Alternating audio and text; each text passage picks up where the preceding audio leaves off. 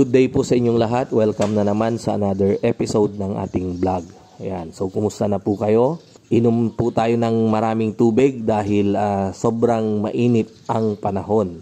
Parang nasa na tayo, summer season na. At speaking of usapang mainit, syempre napakainit ng nangyayari sa ating bansa. Nahati ang ating kababayan. Meron yung sa pula, meron naman yung sa berde. Ayan. At dahil nga sa sobrang init, ang topic po natin for today ay tungkol po sa katanungan ng isa sa mga subscriber natin at kaibigan ni Sir Green na baguhan pa lang na nagmamanok. Sila daw po kasi ay nababahala dahil yung itlog ng kanilang manok ay tila parang umurong daw yung sizes. Pag sinabi nating umurong, parang dati-rate marami na yung large size, pero ngayon kumunti daw, yung large naging medium daw. Ayan, so sila ay nababahala at nagtatanong kung ano daw ba yung nangyayari. Masyado silang nag-aaburido. Ayan, kaya ngayong araw ay bibigyan po natin ng kasagutan. Ayan, actually kapag ganito pong mainit ang panahon, ang mga manok natin ay halos ayaw kumain. Yung mga layers natin ay hindi nila kayang ubusin yung 115 or 110 grams na required ng kanilang katawan na feeds. At nang dahil sa hindi nila maubos yan, sila lang ay inom ng tubig. More on pag-inom ng tubig yung kanilang ginagawa. So ang mangyayari po niyan kapag ganyan yung ganyan, yung mga itlog po nila, yung size ng itlog nila ay lumiliit.